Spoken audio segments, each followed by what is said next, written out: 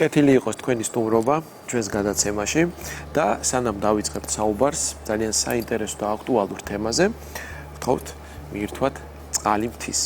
დიდი მადლობა. სხვა შორის წყალი მთის არ შეიცავს ბრომატს. ქალბატონო ელენე, დღეს სახელმწიფო ახორციელებს ძალიან მნიშვნელოვან პროგრამას, რომელსაც ქვია სოფლის ექიმის სახელმწიფო პროგრამა. მოდით ჩვენს ტელემაყურებელს განვუმარტოთ თუ რას ნიშნავს ეს პროგრამა და რატომ არის მნიშვნელოვანი ჩვენი მოსახლეობისთვის. მოგახსენებთ, რომ სოფლის ექიმის სახელმწიფო პროგრამა გახლავთ ჯანდაცვის სამინისტროს ვერტიკალური პროგრამა, რომელიც უზრუნველყოფს პირველადი ჯანდაცვის სერვისების მიწოდების მიზნით ფინანსურ და გეოგრაფიულ ხელმისაწვდომობას ადგილობრივი მოსახლეობისთვის. ეს გახლავთ პირველად ჯანდაცვაზე ორიენტირებული სერვისები. ოჯახის ექიმის სოფლად ახორციელებს ადგილობრივი მოსახლეობისთვის არამხოლოდ პრევენციულ, პროფილაქტიკურ და ქრონიკული პაციენტების მართვისთვის და მკურნალობისთვის საჭირო ღონისძიებებს, არამედ ხშირ შემთხვევაში წარმოადგენს პირველადი დახმარების მთავარ წყაროს. რამდენ რეგიონში ხორციელდება ეს პროგრამა, რამდენად შეძელით, რომ მოგეცვათ რაც შეება მეტი უბანი საქართველოში. კი ბატონო, პროგრამის მიზნებიდან გამომდინარე, როგორც აღვნიშნეთ, ერთ-ერთი მნიშვნელოვანი ფაქტორი არის გეოგრაფიული ხელმისაწვდომობა. აქედან გამომდინარე, პროგრამა ფარავს საქართველოს 10-ვე რეგიონს, 59 მუნიციპალიტეტს, 3500-ზე მეტ სოფელს და სოფლის ამბულატორია თვითონ პირველადი ჯანდაცვის სერვისების მიწოდების მიზნით განთავსებულია 1004 ლოკაციაზე. დასაქმებული გახლავთ 3000-მდე მეტ პერსონალი. ეს გახლავთ პირველადი ჯანდაცვის გუნდები, რომელშიც გულისხმობთ ექიმს და ექთანს და პირველადი ჯანდაცვის გუნდები ძირითადად დაკომპლექტებული გახლავთ ადგილობრივი კადრებით. რითი ხდება მოტივაცია ამ ადამიანების, რომ დარჩნენ და სოფლად იმუშავონ და ვთქვათ, არ მოხდეს გადინება კადრების ქალაქში და ვთქვათ, დიდ სტაციონარებში, დიდ ამბულატორიებში. ამ კუთხით რა ღონისძიებებს მიმართავს სახელმწიფო? პირველ რიგში უნდა აღინიშნოს, რომ ჩვენ პროგრამის ფარგლებში დასაქმებული მეტ პერსონალი გახლავთ მრავალწლიანი გამოცდილების მქონე და კვალიფიციური კადრებით დაკომპლექტებული. როგორც მოგეხსენებათ, რეგიონებში არსებობს მეტ პერსონალის დეფიციტი. აქედან გამომდინარე, სახელმწიფომ დაუშვა გამონაკლისი და შეთანხმება ექიმებთან, რომლის ფარგლებშიც მათ ეძლევათ შესაძლებლობა, რომ სოფლის ექიმის პროგრამის ფარგლებში სერვისები მოსახლეობას მიაწოდოს არასრული დატვირთვით, არამედ კონკრეტულ დღეებსა და საათებში განსაზღვრული პერიოდით. პროგრამა განსაზღვრულია ბიუჯეტით, სახელმწიფო ბიუჯეტით. ამ ბიუჯეტის ფარგლებში ხორციელდება ფიქსირებული ანაზღაურების გადახდა ექიმებისთვის და ექთნებისთვის. 2023 წლიდან 2025 წლის ჩათვლით განხორციელდა ხელფასების ზრდა ექიმებთან და ექთნებთან. ვიმედოვნეთ, რომ ეს პროცესი გაგრძელდება მომავალშიც და დაინტერესებაც შესაბამისად მაღალი იქნება. რეალურად ის ფაქტი, რომ ვთქვათ, ამ ექიმებს ეძლევათ საშუალება, რომ იყვნენ ვთქვათ, არამხოლოდ იქ რაიონში სოფლად მიმაგრებულები, არამედ მათ ჰქონდათ მუდმივი კომუნიკაცია და მუშაობდნენ ასევე უფრო მსხვილ ამბულატორიებში, ეს რა თქმა უნდა მათი პროფესიონალიზმის მუდმივი ამაღლების საწინდარიც არის. ამიტომ გამონაკლისკერა პირიქით საჭიროებას დავარქმევდი ამას, რომ არ ჩაიკეტონ, არ მოხდეს მათი ასე კონსერვაცია იმ ადგილას, სადაც ისინი ძირითადად მუშაობენ, არამედ მუდმივად გაცვლით და განვითარების პროცესში იყვნენ. როგორც აღვნიშნე, კვალიფიციური კადრები ყავს, მაგრამ მნიშვნელოვანია მათი მუდმივი განვითარება, რომლის ფარგლებშიც ჯანდაცვის სამინისტროს სხვადასხვა უწყებები ხშირად ახორციელებენ უწყვეტი პროფესიული განვითარების ტრენინგებს და შესაბამისად ეს ამაში მონაწილეობას იღებს ჩვენი მეტ პერსონალიც, რაც ხელს გვიწყობს რეალურად პირველადი ჯანდაცვის გუნდების გაძლიერებას. თქვენ რო გითხრათ, აი რა, რომელი სამედიცინო სერვისი შეუძლია მიაწოდოს სოფლის ამბულატორიამ მოსახლეობას, ადგილობრივ მოსახლეობას, იმიტომ რომ სანამ დიაგნოზის დასმა არ მოხდება, სანამ არ გადაწყდება, საით უნდა წავიდეს ეს პაციენტი, რა თქმა უნდა, ეს არის ყველაზე მნიშვნელოვანი. ქალბატონო ეტერ, ჩვენ ალბათ განვაგრძობთ საუბარს. ამიტომ რა აუცილებელი სამედიცინო სერვისები არსებობს დღეს სოფლის ამბულატორიაში. როგორც აღნიშნეთ, ოჯახის ექიმის სოფლად აწვის ძირითადად პრევენციულ და პროფილაქტიკურ ღონისძიებებს, რომელშიც იგულისხმება როგორც იმუნიზაცია, ასევე კიბოს ადრეული განვითარებისთვის სკრინინგ ღონისძიებები, მოსახლეობის განათლება, სოციალური და მენტალური მხარდაჭერა, რაც უპირობოდ მნიშვნელოვანია ადგილობრივად ცხოვრები სოფლის მოსახლეობისთვის, ქრონიკული პაციენტების მართვა, დიაგნოსტირება, შესაბამის საჭიროების შემთხვევაში მათი გადამისამართება სხვადასხვა ვიწრო სპეციალისტებთან იქნება თუ ლაბორატორიული ინსტრუმენტული კვლევების ჩასატარებლად, ამ კვლევების შედეგებზე დაფუძნებით შემდგომ მათი მართვა და მკურნალობის გაგრძელება და დანარჩენზე ალბათ ქალბატონი ეთერი შეძლებს რომ უფრო ვრცლად ისაუბროს, მაგრამ ეს არის ის ძირითადი მიმართულებები და ის სერვისები, რასაც სოფლად ვაწვდით ოჯახის ექიმების დახმარებით. ანუ ნინა, შეიძლება თამამად ვთქვათ, რომ სოფლის ექიმს საკვანძო ადგილი უჭირავს. ისე ყოველთვის ეჭირა. ყოველთვის ესე იყო. ექიმი, სოფლის ექიმი არის იმ სოფლის თუ იმ რეგიონის ყველა ოჯახის წევრი. რამხელა ოჯახის ექიმი. ოჯახის ექიმი ზუსტად და რამხელა ნდობა აქვს ალბათ თქვენს მიმართ ადგილობრივ მოსახლეობას. ქალბატონ ეთერი, მაშინ ესე დავსვავ კითხვას, რატომ გადაწყვიტეთ თქვენ დარჩენა სოფელ არგვეთში? რატომ? მაშინ მე დარწმუნებული ვარ, რომ იქნებოდა ალბათ სხვა შეთავაზებებით, სხვა გამოწვევებით, რასაც ძალიან თამამად უპასუხებდით. მაგრამ რატომ? ეხლა გეტყვით, 1984 წელს დავამთავრეს სამედიცინო ინსტიტუტი, მაშინ ინსტიტუტი ერქვა და ორდინატურაში ჭიათურის საქალაქო საავადმყოფოში გამიშვეს. აი, გავიცადი ჩემი მეუღლე მომავალი.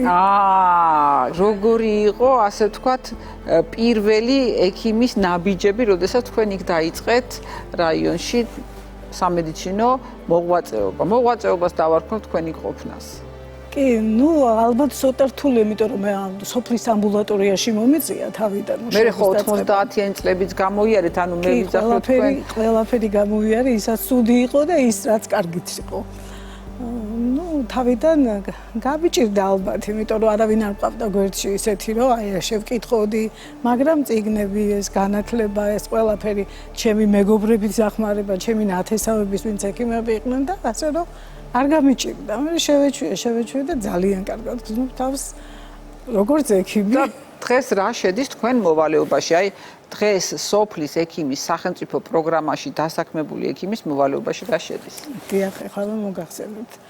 ეს მე პირველად ჯანდაცვაში ვარ დასაქმებული და პირველადი ჯანდაცვა არის როგორც სამკურნალო, ისე პროფილაქტიკური და მნიშვნელოვანი რგოლია ჯანდაცვის სისტემაში ნამდვილად. შედის როგორც პირველადი დიაგნოზი თავისი გამოკვლევებით ისმება ჩვენთან ოჯახის ექიმისგან. შემდეგ პრევენციული პირველადი პრევენცია, ანუ პროფილაქტიკა, ეს იმუნიზაციის სახით ბავშვებში ტარდება ჩვენთან და რამდენი დაავადება აიცილა ამით სახელმწიფომ კი არა მსოფლიომ ამ იმუნიზაციით. სეზონური იმუნიზაციაც თუნდაც აი ეს გრიპი, ქრონიკულ პაციენტებში გრიპის ვაქცინით გამოყენება და ვაქცინაცია, სკრინინგები, თუნდაც ჰეპატიტის სკრინინგები საშუალოსნოს, კიბოს, ძუძუს, საზევი ჯეკვლის კიბოს, სწორი ნაწლავის, ეს ყველაფერი ჩვენ ვაძლევთ პაციენტს мотивაციასაც და მისამართს, სადაც უნდა წავიდნენ და გაიკეთონ ეს და წინასწარ დიაგნოსტირება მოხდეს, სიმსივნე იქნება თუ სხვა დაავადება. მაგრამ აი ეს ჰეპატიტის სკრინინგი ჩვენთან უშუალოდ ჩვენთან ტარდება ჩვენს ამბულატორიაში და სამწუხაროდ ძალიან ბევრი გამოვლინდა ისეთი, ვინც არ იცოდა, რომ ჰეპატიტის ვირუსის მატარებელი იყო, ჩაერთვენ კიდევაც მკურნალობაში და დღესდღეობით ისინი კარგად არიან. ძალიან ბევრი მოვალეობა გვაქვს, აი ძალიან ბევრი. ქრონიკული პაციენტების მართვა, რომელიც ერთ-ერთი უმნიშვნელოვანესია, როგორც ბინაზე ნახვით, ასევე ონლაინ, სატელეფონო მიმართვებით, მათი გაგზავნა გეგმიურ გამოკვლევებზე, მათი მკურნალობის შემდგომი გეგმის დასახვა, მათი მედიკამენტების თუნდაც უფასო მედიკამენტებს იღებენ. ონკოპაციენტების მონახულება, აი ძალიან ბევრია, რამდენი შემოვთხოვო. და რაც შეეხება ტრენინგებს, როგორ ხდება თქვენთან აი ამ ტრენინგების ჩატარება უწყვეტ სამეცნიერო განათლებას, რაც გულისხმობს და რაც მოიცავს? დიახ, ონლაინ ხდება ძირითადად და თვითონ იმუნიზაციის ტრენინგები როცა გვიტარდება, ჯანდაცვის არის სპეციალური განყოფილება ჩვენთან საჩხერეში.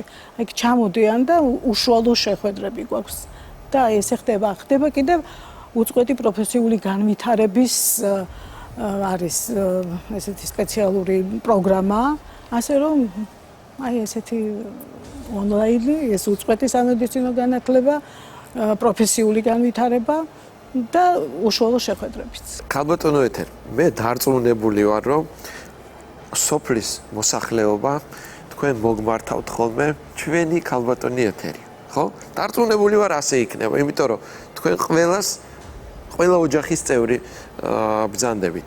რამდენ სოფელზე, ახლომდებარე სოფელზე ვრცელდება თქვენი საქმიანობა. ესე ძალიან მნიშვნელოვანია. კი, რა თქმა უნდა. ჩვენი ამბულატორია, ამას ქვია არგვეთის საექიმო ამბულატორია, ემსახურება 11 სოფელს, სადაც არის 6000 ბენეფიციარი და 6000-ივე ადგილზეა. 3 ექიმი ვემსახურებით, 3 ექთანი და ესეთი 2000 ბენეფიციარი ყავს თითოეულს. ქალბატონო ელენე, მაინც მე დაუბრუნდები კიდევ იმ კითხვას, კიდევ ერთხელ, ეს არის მატერიალურ-ტექნიკური ბაზა. მე როგორც ვიცი, საქართველოს სხვადასხვა რეგიონებში მიმდინარეობს მშენებლობა ამბულატორიების და ამაზე რო გვითხრათ თუ შეიძლება უფრო დეტალურად. პროგრამა ზოგადად მრავალი გამოწვევის წინა შედგას, რადგან პირველადი ჯანდაცვა მრავალი კომპონენტისგან შედგება. ეს არის როგორც ლოჯისტიკური, ასევე ინფრასტრუქტურული, უწყვეტი სამედიცინო განათლება, ახალგაზრდა კადრების მოზიდვა, როგორც ქალბატონმა ნინომ აღნიშნა და ასე შემდეგ. მნიშვნელოვანი და პრიორიტეტული გამოწვევა გახლავთ ინფრასტრუქტურული მიმართულება. 2023 წლიდან დღემდე აშენდა და რეაბილიტირდა 66 სოფლის ამბულატორია. დღეს როგორც მოგეხსენებათ, მიმდინარეობს 15 სოფლის ამბულატორიის თანამედროვე სტანდარტებით მშენებლობა, ახალი პროექტის გათვალისწინებით. ვიმედოვნებთ, რომ პროცესი გაგრძელდება მანამ, სანამ ყველა მუნიციპალურ დონეზე მეტ პერსონალს არ ექნება შესაძლებლობა, რომ აი ზუსტად ეს პირველადი ჯანდაცვის სერვისები მიეწოდოს სრულფასოვან გარემოში და მოსახლეობას არ მიეცემა შესაძლებლობა ამ სერვისების მიღების. გათანამედროვეობა არის აუცილებელი ამ მიმართულებით, ამაში მეთანხმებით და ამ კუთხით რა ნაბიჯები იდგმება? ნამდვილად 21 საუკუნეში გაციფრულების ერასთან დაკავშირებით მრავალი ტექნოლოგიური მოწყობილობა იქნა შემოღებული.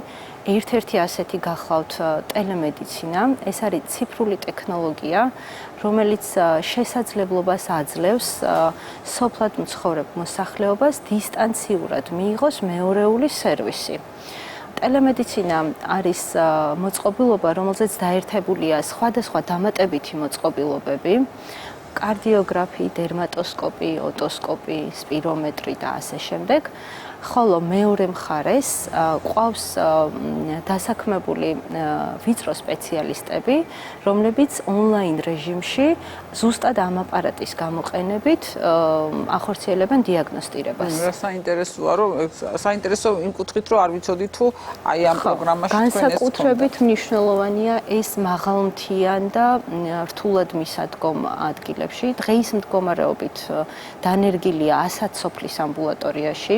ტელემედიცინის მოწყობილობა, რომლის სოფელ პერევში გვაქვს, პერევი გახლავთ ზუსტად საოკუპაციო ხაზის მიმდებარე სოფელი და სწორედ განსაზღვრული კრიტერიუმების მიხედვით ხდება ასეთი სოფლის შერჩევა, რთულად მისადგომი, საოკუპაციო ხაზი, ბენეფიციარების რაოდენობიდან და სხვა მრავალი მონაცემების გათვალისწინებით. ასე რომ ამ ციფრული ტექნოლოგიის გამოყენებით მოსახლეობას ეძლევა შესაძლებლობა ზუსტად მეორეული სერვისი მიიღოს ბევრად უფრო ეფექტურ, ხელმისაწვდომ და უფასო რეჟიმში. გიორგი, რაღაცა ძალიან ბევრი საინტერესო კარგი ამბავი გავიგეთ, რაც შეეხება საქართველოს რეგიონებს და მედიცინის განვითარებას რეგიონებში, იმიტომ რომ ძალიან ბევრი განვითარებული ქვეყანაც კი ვერ დაიკვეხნის აი ესეთ მოცულობას მთელი ტერიტორიის სამედიცინო მომსახურებით და ამ კუთხით სამედიცინო თვალსაზრისით ძალიან დიდი ნაბიჯებით მივიწევთ წინ და მე ეს პირადად ძალიან მახარებს და მინდა წარმატება ვუსურვო ჩვენს ქვეყანას ამ კუთხით. ჩვენთან ძალიან ბევრი ნიჭიერი ადამიანი ცხოვრობს, რაც არ გვიჭირს საქართველოში ეს ნიჭიერი ადამიანები და მინდა რომ ეს რესურსი კიდევ და კიდევ უფრო კარგად იყოს სახელმწიფოს მიერ გამოყენებული, დაფასებული, რა თქმა უნდა